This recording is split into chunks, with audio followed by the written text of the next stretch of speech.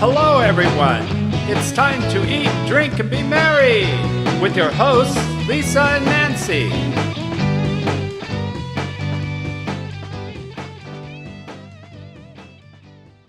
Well, happy Wine Wednesday on Big Blend Radio's Eat, Drink, and Be Merry Happy Hour show with Nancy Reed and Lisa Smith. We're the mother-daughter travel team and publishers of the digital interactive Big Blend Radio and TV magazine, as well as Parks and Travel magazine. You can see them both. Just go to bigblendmagazines.com.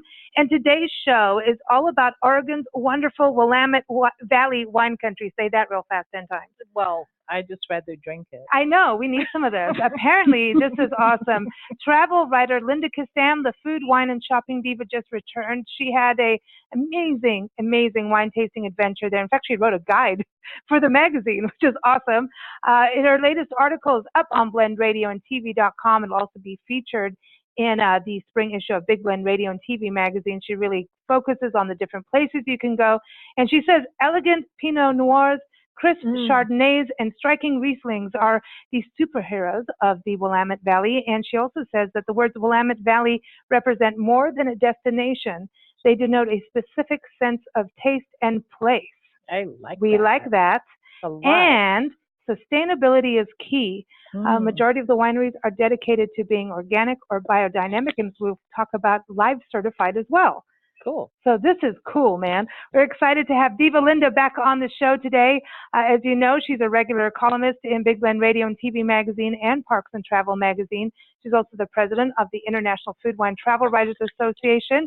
You can keep up with the food, wine, and shopping diva. Just go to allingoodtaste.info. Diva Linda, how are you? I'm very good. Thank you very much. You try spending 6 days. Yeah, spend 6 days in Oregon and see how nice your attitude is. Oh, Works apparently really well. good. Yeah, good. you had a good time, and it seems like this is just like this shining star that other wine regions should be looking at and maybe following their footsteps. Yeah, you know, I've been to a lot of wine regions, nationally, domestic, internationally, whatever, wherever you want to go. And I find this one is the one that has the most heart so far. It really, they ought to have a button that says, "We care." It's just a real interesting place. I think their stewardship and love of the land is first and foremost in their winemaking efforts.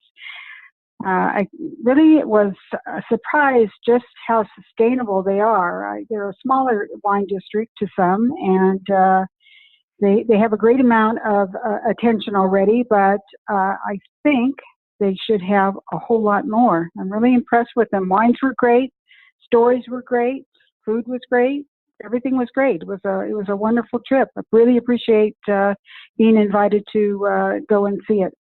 And we're excited because you have two special guests with you today, too, to talk about the region. And I know you were talking about the tagline for the region should be "We Care." And I love that. And I like that a lot. And I just want to go there. Like, this looks so beautiful. I was looking at your photos. I was looking at everyone's websites and reading your article. And I'm like, okay, that's it. We got to put this on the map for our Love Your Parks tour, you know, because that's the thing. It's so important about sustainability being, you know, wineries and farms and communities having that connection where it balances out with parks, whether it's a national park, a state park, there's that connection. And it seems like this area has it.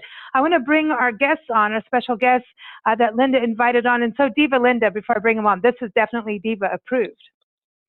Diva approved to the max. This is really something everybody should try to do as a destination, and it'll open your eyes to the wonders of what can be done with wine in a sustainable fashion.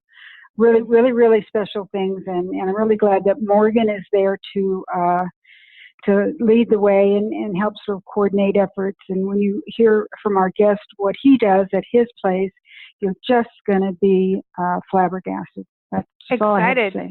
Excited. Yep. Morgen McLaughlin, she is joining us. She is the executive director of the Willamette Valley Wineries Association. So, like, this is your portal to all wine tasting in Willamette Valley. Go to willamettewines.com, and I'm going to spell it because Willamette, I don't even know if I'm saying that correctly, but I kind of remember that from a road trip, so I'm hoping I've got it right. WILLAMETTE, WillametteWines.com is the place to go. And we just found out, we not found out, but remembered we spoke with Morgan at the beginning of Big Blend Radio. I don't, like a long time ago, back when she was in Finger Lakes up in New York area. So good to have you back on the show. How are you, Morgan? Oh, thank you for having me. And it's just amazing that you have been producing your show for, 11 years? Awesome. Yeah, we're going to 12. January will be our Champagne Sunday. In fact, Linda's on our anniversary shows, every Champagne Sunday show.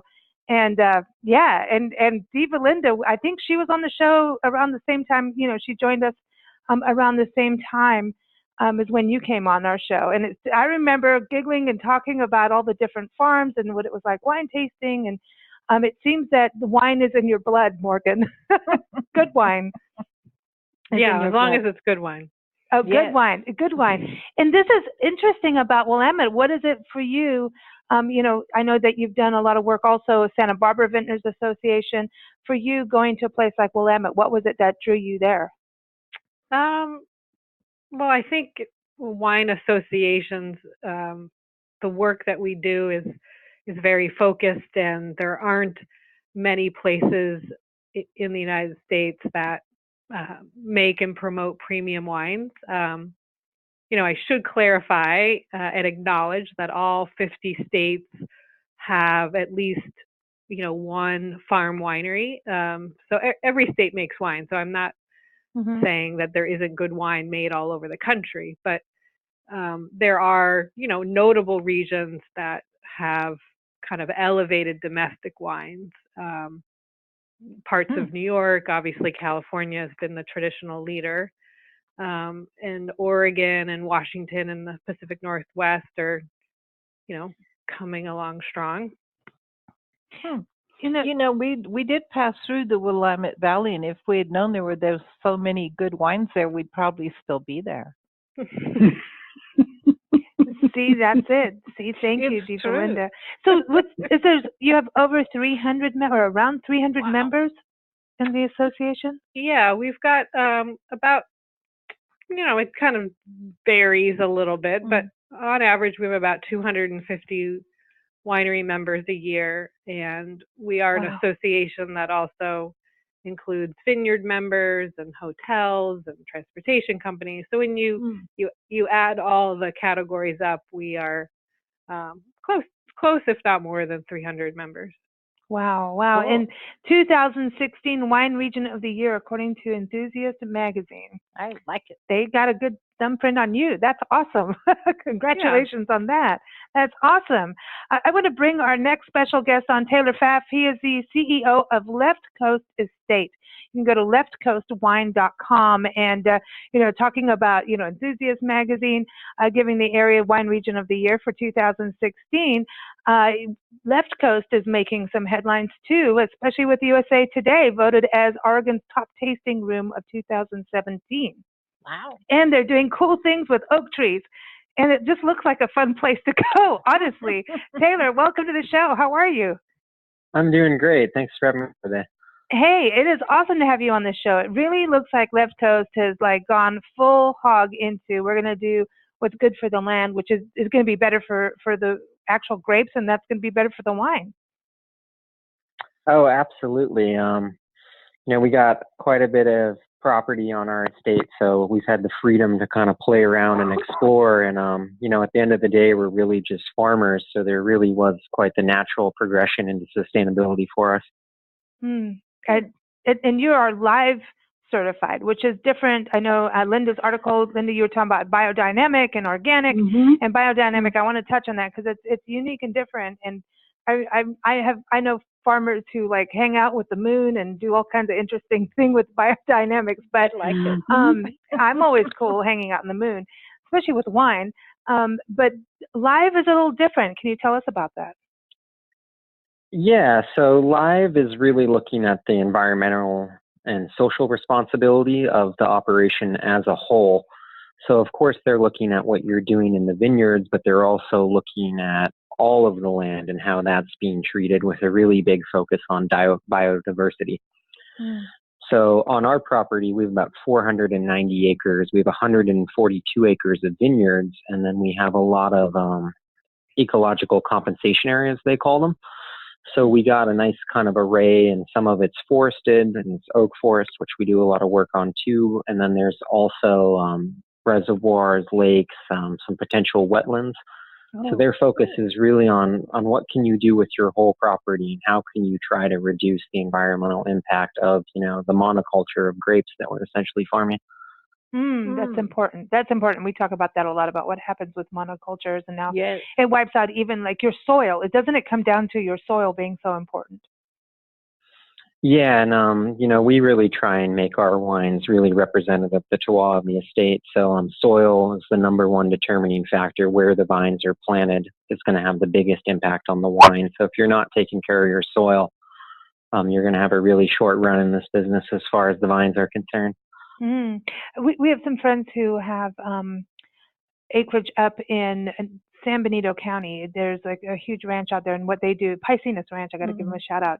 They're really changing what's going on with ranching in regards to, they have sheep and everything, but they're looking at the soil being key, and they're saying organic, you've got to take it a further step. And it is really about understanding even your microclimates and how you plant things, and how, they were like, we really, America has to, as a whole, and every farm, no matter what you're farming or ranching, needs to look at the soil being the key thing. And we cannot be like, you can't just go, okay, this huge piece of land, you could say 100 acres is going to be all this, but you got to balance it out a little bit, like kind of give I don't know how to explain it, but like leeway for places and things to breathe and move around, and allow nature to be part of that process.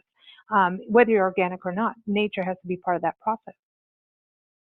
Yeah, absolutely. And nature is an incredibly powerful force, and you really want to harness that to work with it rather than trying to fight it. Yeah.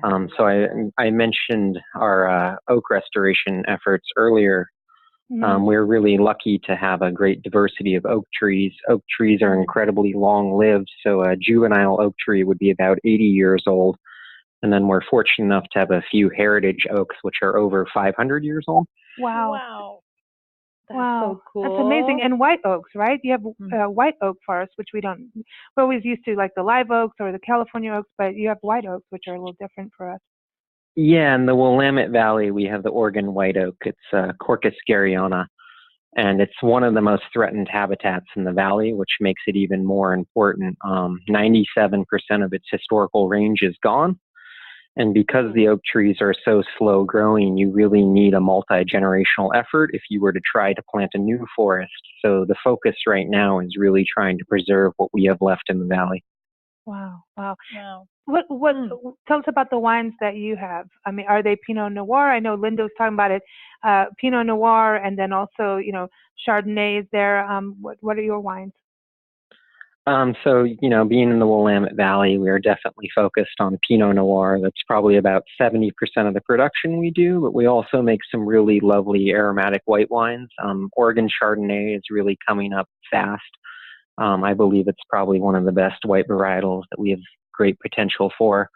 Pinot Gris we've done for a long time. Pinot Blanc is another less known varietal that performs really well in the valley. Diva, Linda, since you went there, did you have any specifics that you're just like, man, I've never tasted anything like this before?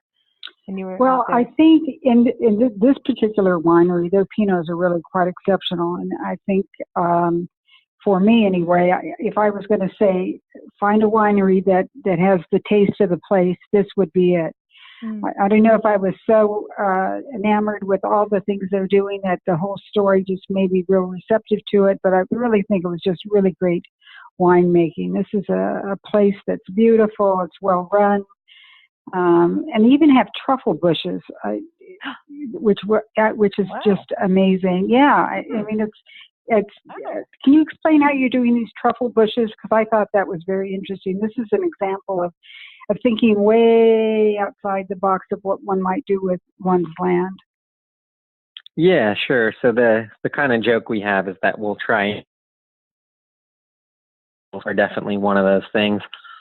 So we took filbert trees or hazelnuts, and we inoculated the root systems with predominantly Perigord, but we also tried some white Alba truffles. And the saplings, you plant them in the ground, and the idea is that as the root system grows, the fungus will kind of produce spores, and it'll eventually fruit and produce truffles. It's a very long-winded project. The typical time to maturity is about 15 years, and we're about 12 years in. We have some nice, really positive signs that are coming along, including the brûlée, which is essentially a lack of competitive vegetation around the base of the tree, typically circular, so it almost looks like you treated the tree, but it's totally natural. So, yeah, we're really excited about the project, and we're looking forward to tracking it. Man, this is interesting. Interesting, yeah. Morgan, I wanted to kind of go back to where Willamette Valley is for people flying into the region. I know we all look at Portland, there's Salem, your capital, such beautiful areas. Man, there's roses in Portland. Oh, yeah. You see wine and roses all over. And iris, as I remember, in Salem. But Morgan, can you give everybody an idea of where Willamette Valley is and how they can get there and kind of that experience so they can start planning? Yeah, I think people, when they think of or hear of Willamette Valley, I think more and more it's becoming known that it's in Oregon. So once you set the foundation that, okay, it's in Oregon, people are surprised that the city of Portland is technically within the Willamette Valley AVA, or American Viticultural Area. You don't normally associate an urban area to be agriculture, but the way the boundary for the wine region was drawn, it includes Portland. So we like to make that connection because Portland is so very well known, kind of a hip, cool place, lots of excitement. Just that. Yeah, edgy and unique, and keep Portland weird. I think they stole that from Austin, but it certainly holds true. But people are also surprised how large of an area the Willamette Valley is. And you mentioned Salem as the state's capital, but Linda got to experience the Southern Gateway, which is a good alternative for folks who maybe want to end their trip in Portland or want another perspective. And so we suggest Eugene as an alternative, not necessarily in lieu of Portland, but it's certainly a nice complement to the experience that you would have in Portland.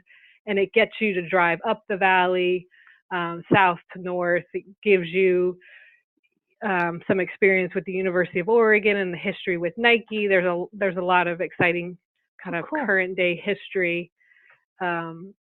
And it's nice to see the diversity of the wine experience, because I think the other thing that makes the Willamette Valley really special is we have so many hidden gems. I feel like that's sometimes overused, but there's so many wonderful places to taste and experience wine in the Willamette Valley that to be able to have two gateways is just a great way to explore.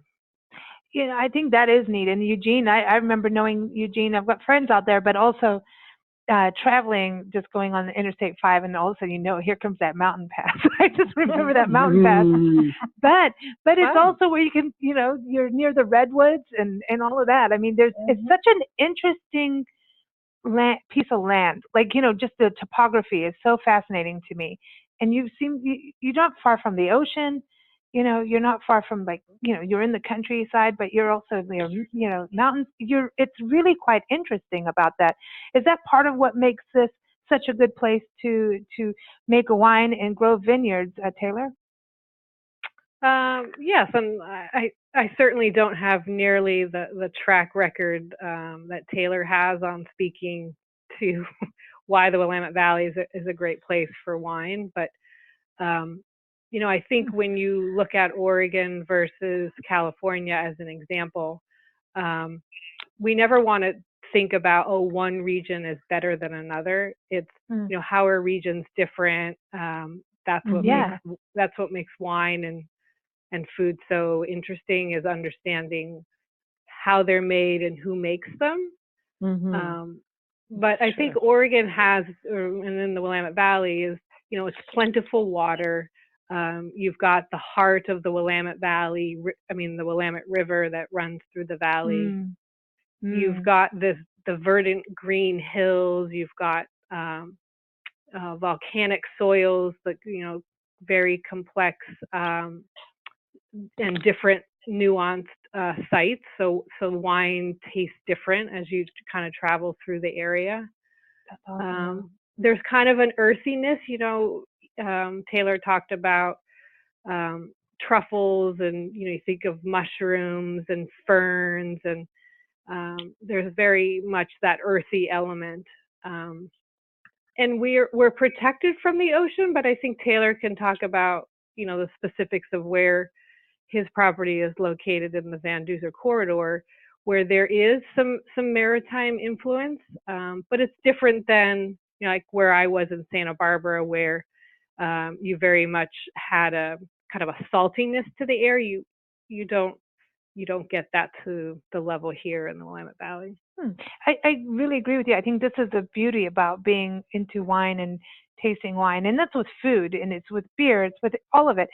Is it when you talk about sense of place, it's taste of place. It's like going somewhere that you're not going to taste the same thing in another place unless you're like, bringing it in or whatever. But there is something about understanding the land that where you can, like, if you're putting atmosphere in a bottle. Does it feel like that, Taylor, when you're making wine? That you kind of, how do you like put the land into the wine? You know what I mean? There's that taste that happens that people can have that sense of place. Yeah, I think for Oregon, there's a lot of factors that are committing to that sense of place, and kind of goes back to the concept of terroir, and the geological impacts are probably the number one. The Willamette Valley is famous for agricultural because of the Missoula floods. That was a really cool event. They were the largest floods in the history of Earth, and there was a series of them. There wasn't just one of these floods. There were 33 of them, massive glacial floods deposited at over 100 feet of topsoil in the Willamette Valley.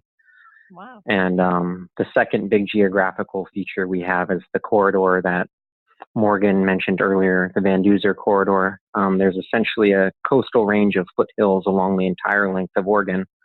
And there's one gap, and my vineyard happens to be right at the head of it, but it cools down the entire Willamette Valley. So it's very common for our site to get about 30-degree temperature swings between day and night.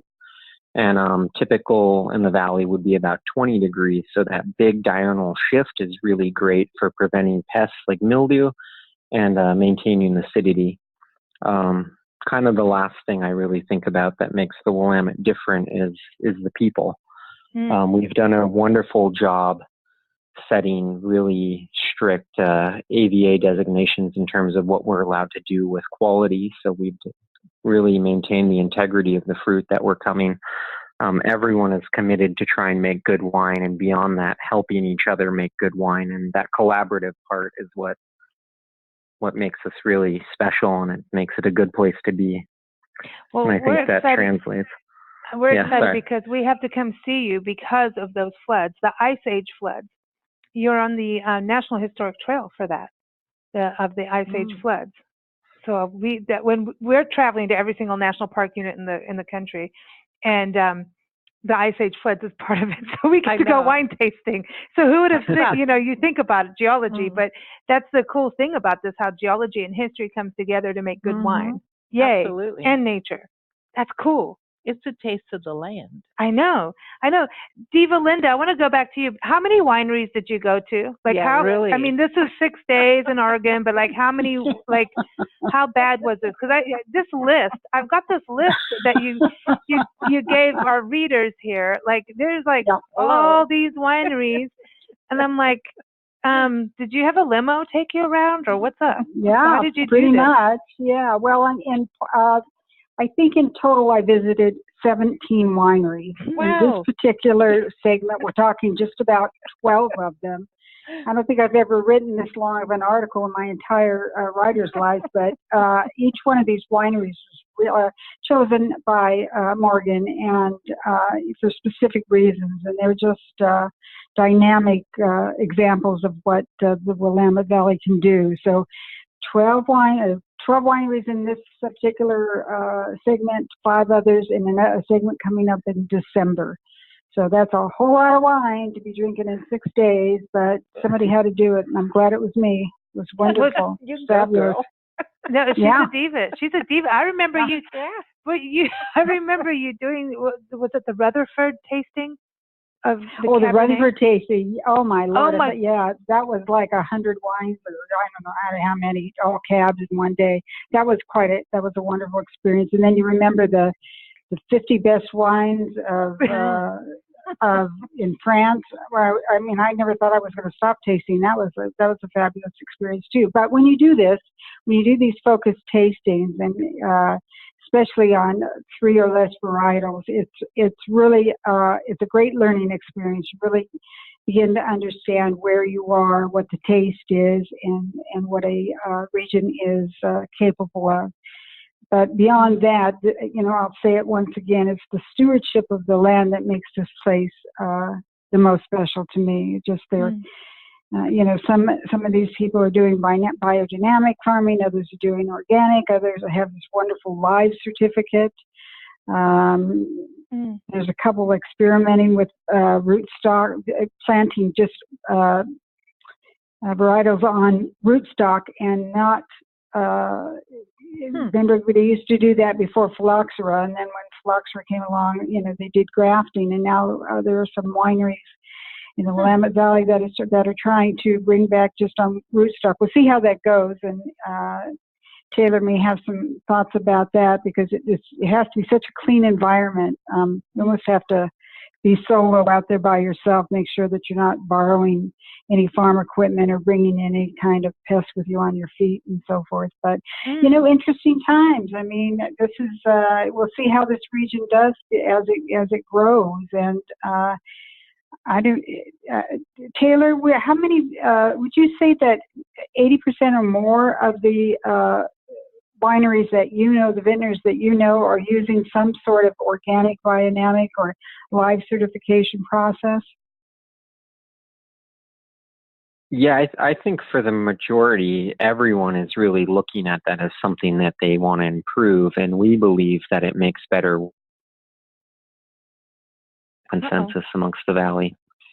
Yeah, I would agree. It makes better wine. Just I don't know, the taste is more, pure or earthy or settled. There's a lot of adjectives you could put to it, but, congratulations, you guys. You guys are all doing it together, and, that's why I think it's really necessary to focus on this particular wine region at this time. Mm-hmm. I think it's important. I think also it was interesting what you're talking about, having to be so clean with the rootstock. And our national park system, a lot of the places now, even here in Saguaro National Park in Tucson, we love our city of Tucson. But I have to say, when you see all these photos of green, you get a little bit like, I know when you get to Oregon, you just get out and you're like, I'm going to hug trees. I'm going to roll in the green fields. I want dewdrops. Like I want to hang in the meadows. There's a thing where you really just become the animal that will roll in the meadow, and I will. But it's really interesting because the parks are now getting to this point of, and I always bring this up as much as I can on shows, because we track invasive species everywhere we go. So when you go into parks, they're asking you to brush your shoes off, your backpacks, your camping gear, because whatever you may have been in another state and brought in a native species from there, and that will be invasive on this side, So they're doing that too. Taylor, is that kind of like that as well, where you're growing your vineyards, that you have to watch what you're tracking in? Yeah, you got to monitor them at a lot of different levels. After people experimenting with own rooted, that's certainly a concern. But for us, what we're doing with the oak restoration, what we're restoring is the natural habitat. So we have basically a thicket of invasives, primarily English hawthorn, blackberry, that makes the undergrowth so choking that you can't even walk through it. Well, the natural habitat was oak savannas, and those savannas were historically, oaks have these big, beautiful, tall trunks, and they used to kind of have grass fires that would burn through and eliminate all of the competition. And a lot of the native plants for the understory do really well in years that there's fires. They'll seed more, they'll produce faster. So for us, we're doing a big effort to kind of remove all of those. And once you kind of start, you don't stop. So, you start ripping out blackberries wherever you see them. And it's not just us, it's parks, it's highway control, it's everyone starting to make these efforts. And it's really incredible, the process that's been made in just a few short years. I know here in the Southwest, it's buffalo grass and mustard. Yeah, we have to tear out. I think you probably had that out in Santa Barbara too, Morgan, with mustard. It's how it goes. It's how things came in, and you just we gotta balance it out as best we can. Diva Linda, I want to know, where did you stay? Talk about your lodgings, and did you do anything other than drink wine? Oh, yes. Yes, so I just love gardening. I love gardens. Wherever I go, I try to see a garden, be part of a garden, sit in a garden, hug a garden, whatever I can do. And we went to the Oregon Garden Resort in Silverton. And so if you fly into Eugene, like Morgan was talking about, this is a great place to situate yourself. Great big rooms, and just a few steps away, there's an 80-acre Oregon Garden. I think that's what it's called, the Oregon Garden. And it's, it's kept up seasonally, and during the summer, I think on the weekends you can get on a shuttle and you can go all around. I certainly on foot couldn't do 80 acres, but we didn't have a lot of time there, but it was beautiful and it was wonderful. So I think it's sort of this Oregon resort is sort of the perfect place, because it had a bar, it had a restaurant. It would be actually a very good place to have a small conference. They have conference rooms and stuff, and they're so well placed for seeing the wineries and so forth. I think it's just a great place. So I highly recommend that, especially if you're a garden lover. Just one of your photos in there, you take special photos for me. I know you do. You take my men photo. But this one, you have this one of my favorite. She does. It's always interesting. You never know what you're going to get, wherever she is around the world. It could be, Berlin, and here we go. Czechoslovakia brought us some interesting ones, but this one, the Pothead Farm. Okay, this little husband and wife pot couple with the little, like the herbs coming out of the woman's head. I love that photo. Yep. It's one of my favorite photos of all time. Is it? Oh my gosh. Yeah, well, you just never know what you're going to find in these places. I really thought it was quite spectacular, besides the pothead couple, how they integrated glass artwork everywhere. I love living in Washington State for so long and being a great champion of Chihuly glass and art. Anything that looks like that they somehow integrated into gardens just speaks to my soul. So, so you can find the mundane, you can find the funny, you can find the quirky, and you can find the soulful. It's just you never know what you'll find on any given day. I love this because you're in a garden and it's a garden resort. That's it. I'm moving in. I'm moving in because there's a restaurant on site. So you could have Wiggy. You got a room. You got gardens. 1 hour walk. The 1 hour walk destination. That's right. Perfect. Outdoor pool. Yeah. Everything. Perfect. Great. Perfect. Yep. I want to ask each of you, before we play happy hour, I want to go into why wine. Okay, we all know we love wine, but why wine? Taylor, what was it for you? Because, I was reading about you, skateboarder and, I mean, I know you're doing snowboarder. But if you snowboard, you skateboard, right, Taylor? You got to do both. Yeah, there's a natural translation there. Okay, good. So what was it for you starting at 15-year-old 15-year-old working at Left Coast Estate? What was it for you that said, I'm going into wine? I mean, really, at the end of the day, what fascinates me about the wine industry is it's so complex. So throughout the entire supply chain, you're meeting all of these people who are incredibly talented and very knowledgeable about their particular niche in the industry. So I just found that it was somewhere where I was constantly learning, constantly evolving, and you'll never know it all, and you'll always learn something new almost every day. So that's what really drew me into wine. Oh, I like that answer a lot. I know, and I know you really do. You got a degree in history because to me, like we were talking about the floods, right, and the Ice Age trail and everything. Doesn't history play a role of what's happening now in regards to our food, our wine, moving forward, and how we can be sustainable and work with the land? Doesn't history play a role in that? Oh, absolutely. I mean, the only reason we are where we are today is because of how history has played out. So knowing that and trying to learn from mistakes we've made in the past is what I think keeps humanity moving forward. There's some incredible things, like in Tombstone, there's a rose bush that's 100 years old. And it's like crazy stuff. 9,000 feet wide, square feet. Or something like 900. No, but anyway, 900. When you're looking at plants and such, and how the earth was formed and what lives where, I get like with plants, and especially ones now that ultimately you're going to harvest and drink or eat from that plant. I keep thinking now with the volcanic stuff in Oregon, how does that really affect the taste?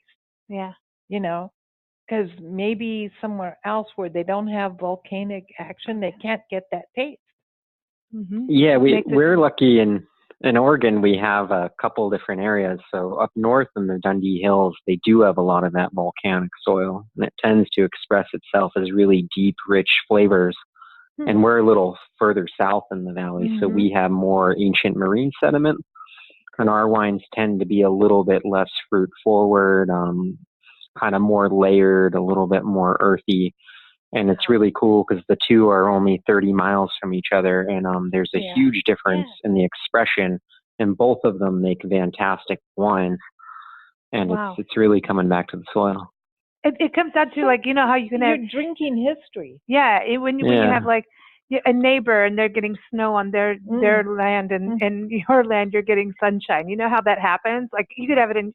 We've had it where it was snowing in our backyard, and rainbows and sunshine in the front yard. On the desert. It's crazy. But that's how life is. Those little microclimates, and I think that's what's so important with what Willamette Valley is doing.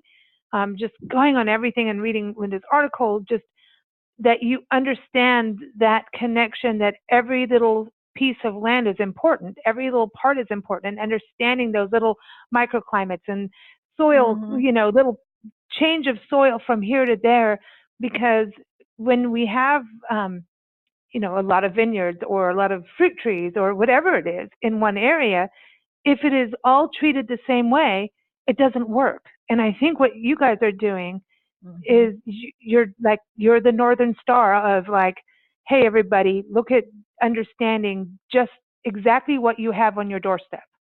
And that's what's going to be the most beautiful thing of what you have is everything's going to be different. That's the variety. It's the blend. But I think that's it. Yeah, it is. That's what I think is so cool about this. I get excited. So Morgen, this is cool.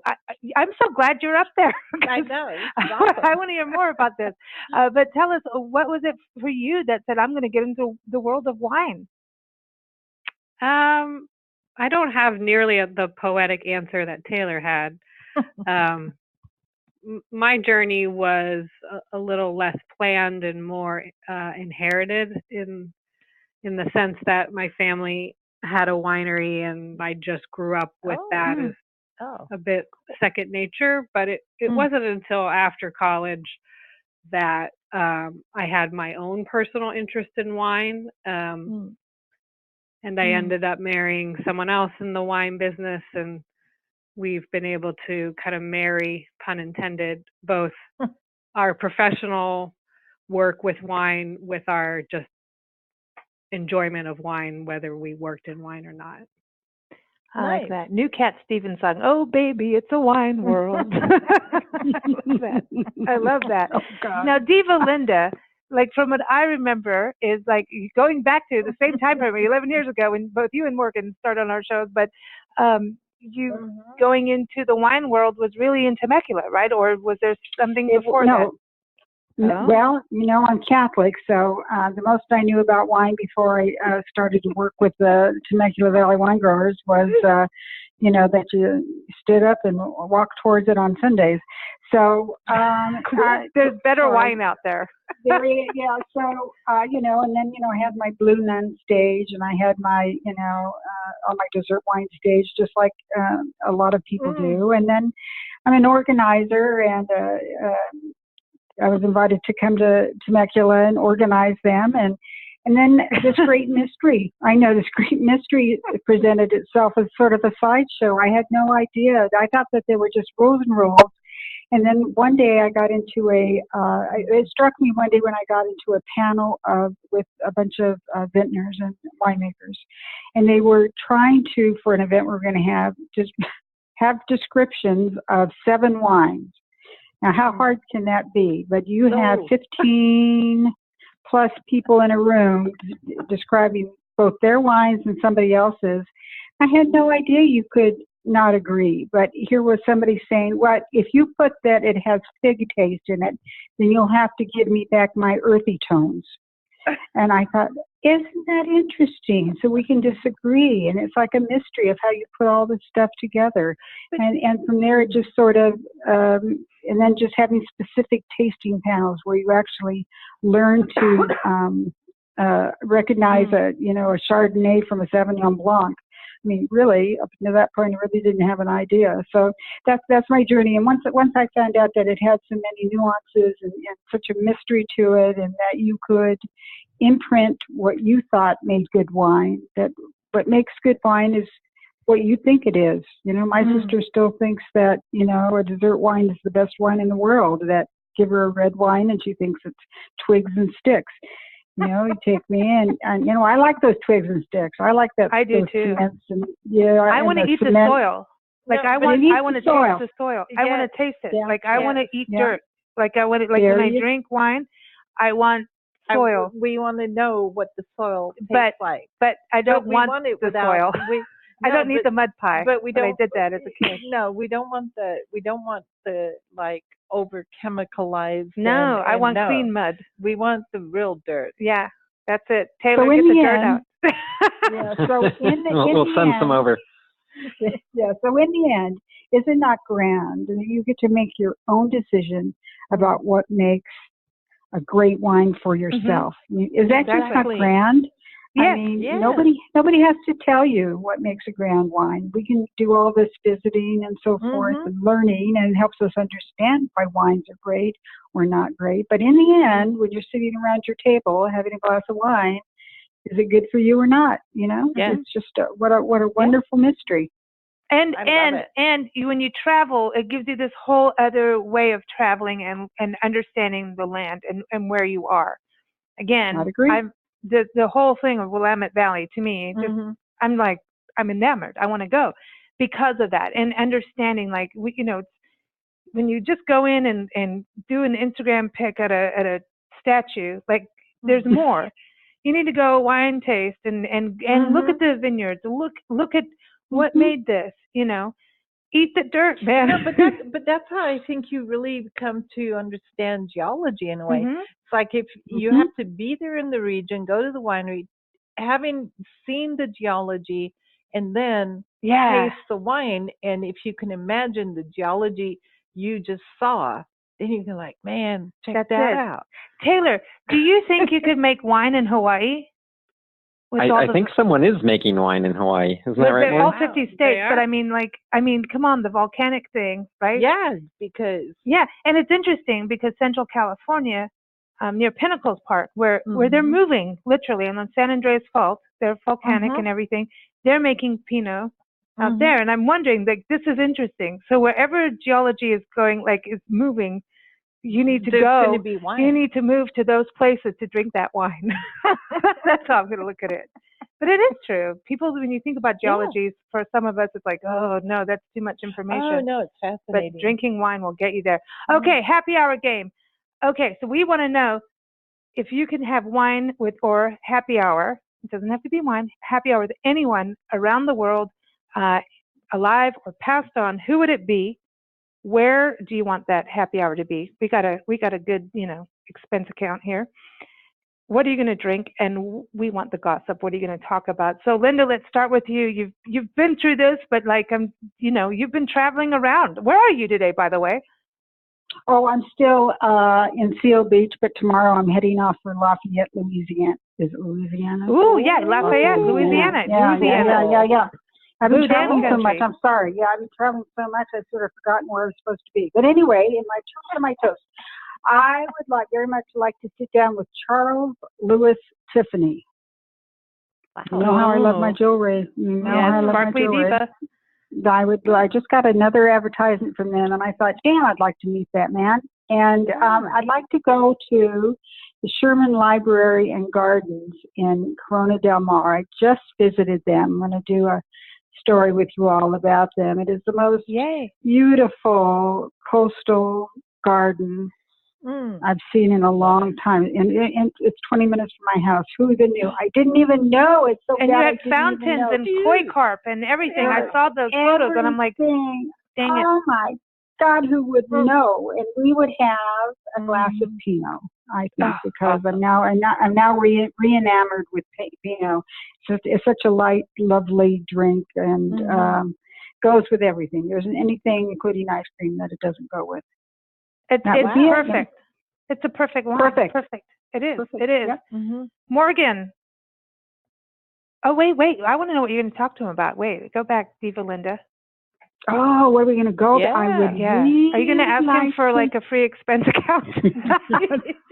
Oh, what are we talking about, or what am I asking him for? Yeah, you can do whatever. I would really like to go over with him how his designs started and how he got how did he figure out that you had to be truly iconic without being too fussy? Their lines are really, the lines of their jewelry are really nice, and the longer they're in business, the simpler they become. So anyway, I would like to find out how he figured that out, and that would be that. And yes, then I would ask him then it would a great big gift certificate. They already have half my money anyway, but they could. But a gift certificate just to offset it. It would be nice. Singer Stevie Nicks used to travel with her Tiffany lamp everywhere she went and on tour. Oh, she should. Oh yeah. Talk about a diva. Good for her. No, but that's a diva. I'm taking my lamp with me.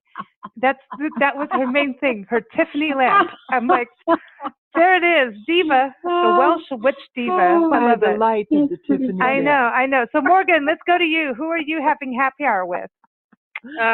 Jerry Seinfeld. Oh, yay! Cool. Oh my God, in the car? Yeah. I think it would be perfect to cruise around in a vintage Ferrari through the Willamette Valley. Awesome. I assume he drinks wine. I'm actually not sure, but yeah, he does. His wife and him, he did the thing on that. He doesn't do a bunch, but he does do wine. He does wine, yeah. Right. And I think we would just talk about drinking wine, driving cars. Instead of coffee, we go drink wine. I love that. That's so cool. I love that show. That's so cool. Yeah, I like that. He likes cars a lot. I know, but a Ferrari, that's good. Like, hey, why not? Taylor, who are you drinking with? I'd probably go with Frank Sinatra. Ooh, that's different. Yeah, younger Frank Sinatra.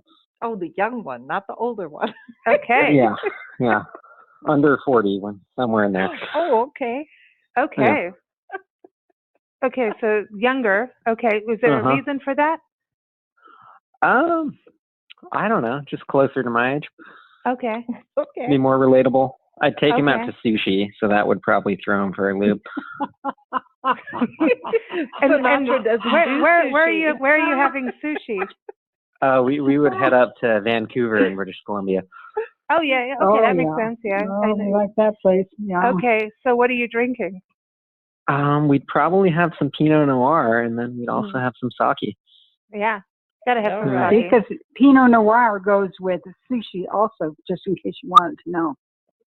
Go girl, go Diva Linda. She's got her stamp out. Her stamp is not like everybody else's. There's the purple stamp, the red stamp, but hers has glitter in her stamp because she's a diva.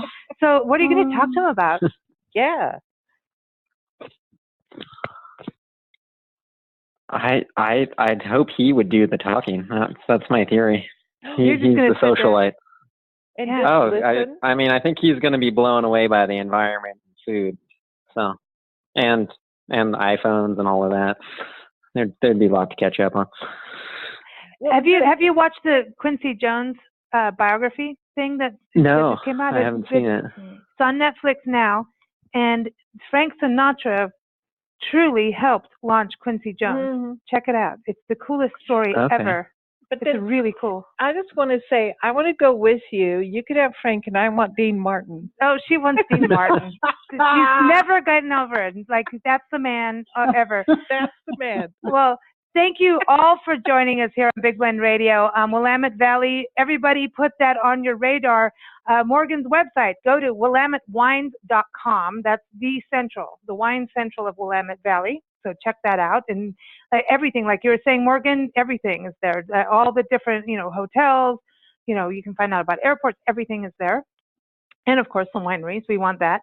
Keep up with Taylor's Wine. Go to leftcoastwine.com. And also, you can follow the Diva. Go to allingoodtaste.info.